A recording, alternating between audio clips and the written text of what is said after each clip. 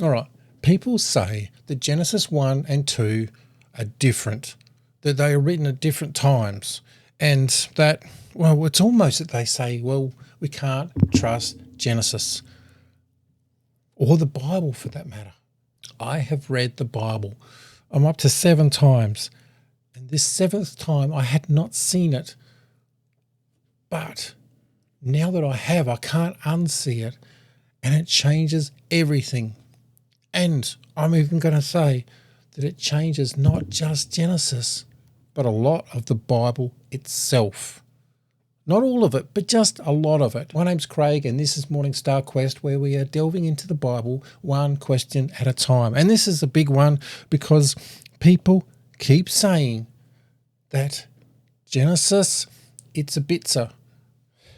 It's a bit of this, it's a bit of that. I'm so excited to tell you how this all fits together because I just want to show you what this is all about. But I need to just backtrack a little bit and just slow down because, well, it is very exciting. And let's just go through a few things to try and understand this because it is exciting. So let's start with, and let's see if I can say it, parallelism. See, I still can't quite say it. Okay, this is like Psalm 19:1. The heavens declare the glory of God, the skies proclaim the work of his hands. Okay, that is a parallelism. Oh, I wish I could say it, but it's basically saying the same thing twice. Okay, we got that. That's fairly straightforward. But let's just go with one that flips the order. So what have we got? Mark 2:27. The Sabbath was made for man, not man for the Sabbath. Now, you could divide this with Sabbath, man, man, Sabbath. The Sabbath was made for man, not man for the Sabbath. Some people say this is like an ABBA kind of configuration. And it starts to get to the heart of what I'm trying to talk to you about. So far, these are poetic structures, and that's where we're going for. Oh, and don't get me wrong, this is not about, I know, some formula with putting numbers together to give you a prophecy of something. This is what the actual authors, whoever wrote Genesis, whoever wrote some of the Psalms, and I'll go through some of those, and these things, they wanted you to see this. And unfortunately, with our modern thinking, the way we do things, I feel like we miss a lot of things, and I'll show you what I mean. We have a chiasm. Now, this just means, in Greek, it's an X. Chi meaning X. That's it. It's where two things converge and then they unconverge on the other side. Kind of like the Sabbath was made for man, not man for the Sabbath. You can see it comes in and then out again. But it tells you something different as it crosses over. The Sabbath was made for man, not man for the Sabbath is not a chiasm. It's not. It is what they call, it is a flipping of the order. It's, going into the center and then reversing out again. There is a key in the center. It has to be a key in the center. So it goes A, B, X, B, A. Very simple. And that center is the most important thing. Once you see this here and there, I want a bit of a caution because you'll start seeing it everywhere. Even in Marvel movies and all this, they're not necessarily chiasms if it just goes into the, like what was the one we had before? The Sabbath was made for man, not man for the Sabbath. That is a reversal. It's a parallelism. I still can't say it. But it's not a chiasm because it's the key in the center. All right, let me get into Psalm 23. The Lord is my shepherd, I shall not be in want. He makes me, this is NIV by the way, he makes me lie down in green pastures. He leads me beside quiet waters. He restores my soul. He gives me in the paths of righteousness. For his name's sake, even though I walk through the valley of the shadow of death, I will fear no evil. You are with me, your rod and staff, they comfort me. You prepare a table before me in the presence of my enemies. You anoint my head with oil. My cup overflows. Surely goodness and love will follow me all the days of my life, and I will dwell in the house of the Lord forever. Did you catch the middle? If we read this in a modern setting, it tells us one thing, but there is something deeper if we go into this. One of the things is, if you see in the first half, where is God? David is praying and God is somewhere else. He's present, but he's not. It doesn't feel like he's there.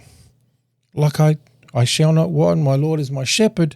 He makes me lie down in green pastures. He leads me beside still waters. Not like he's right there, but he is kind of.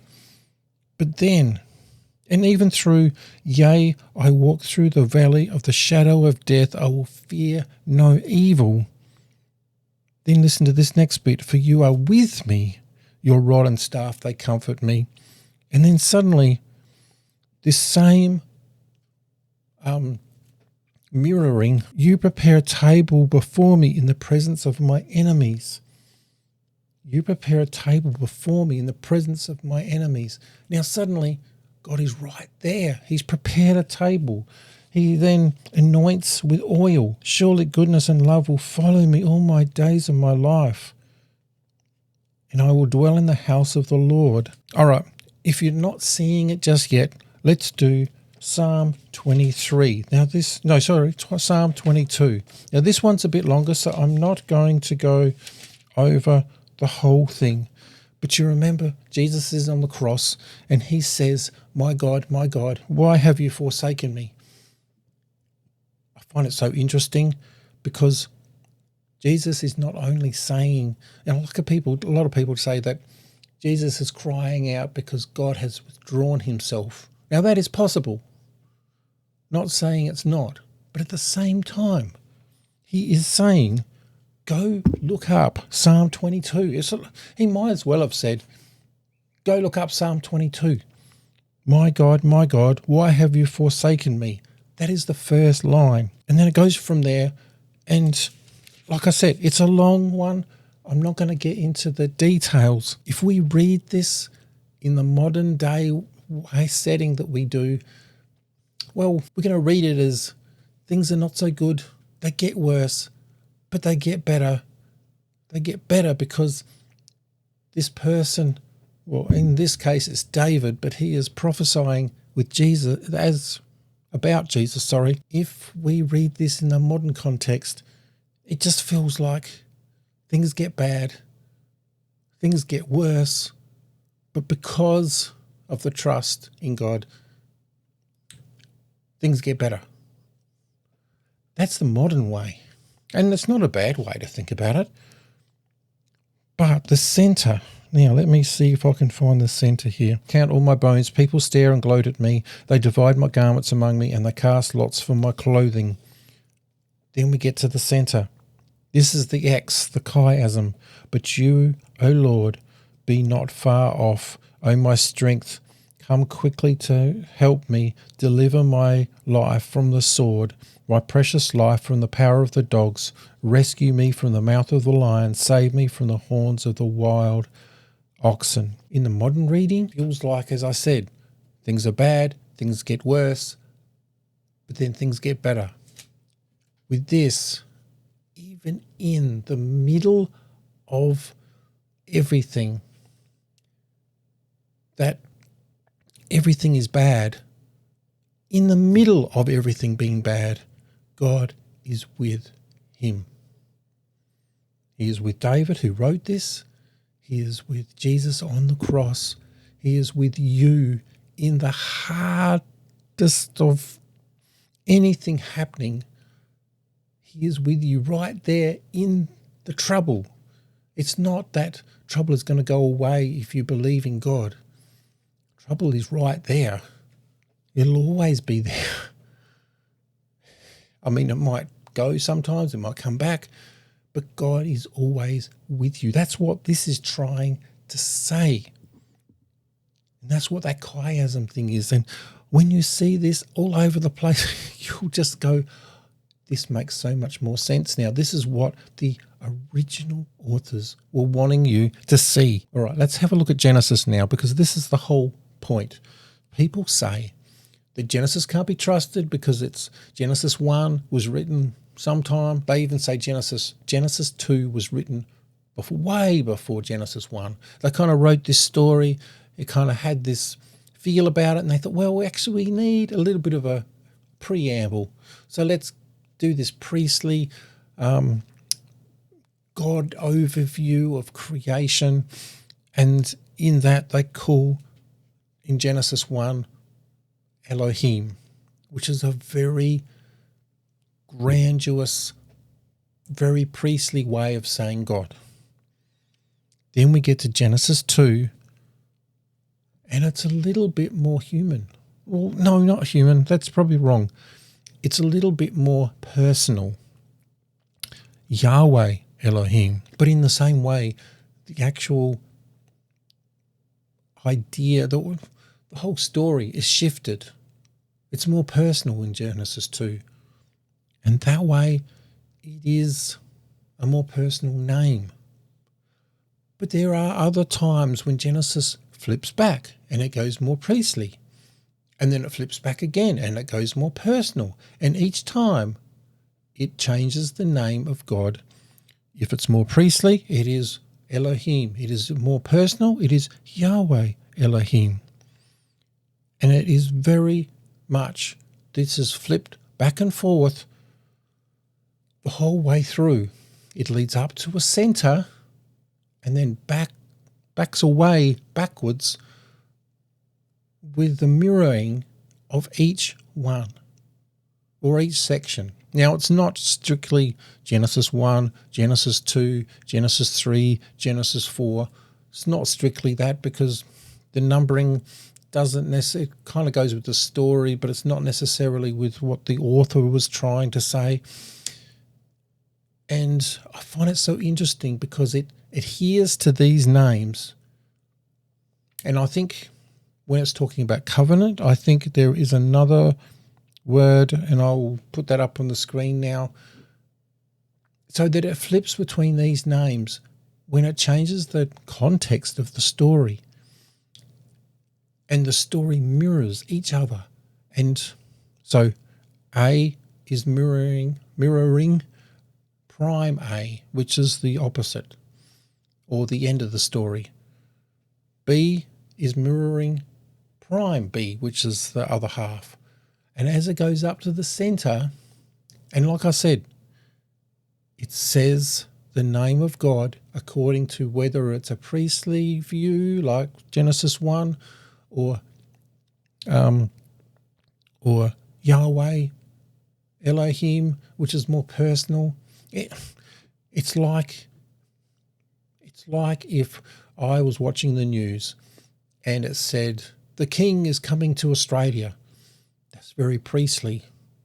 But then, say the next week when he visits, it would be His Majesty the King visited a local primary school and saw their drawings on the wall and really liked their drawings and said, these drawings are the best I've seen. Or, you know, I really love this specific one because I love how you have drawn it. And he talks specifically to the little child that actually drew that specific one. It's very personal.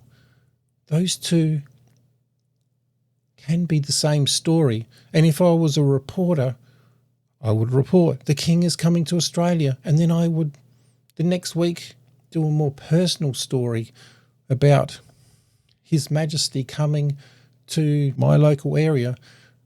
Those are still my stories if I was the reporter. And people thousands of years ago from now would say, well, this was written by one person and this was written by another. It doesn't make much sense, especially when you see that this was all put together in a chiasm. The center of it. Oh, this is so cool. The center of it. And why I'm saying about all the different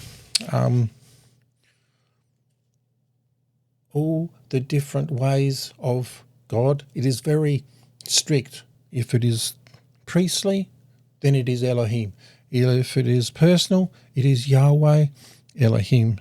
But there is one exception, and that one exception is the center, the chiasm.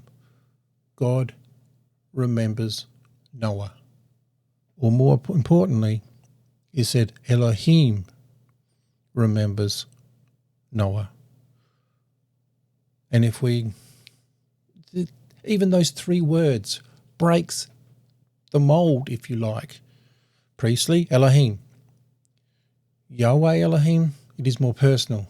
This, in these three words, breaks this because it's talking about the priestly Elohim remembers Noah. That is very personal.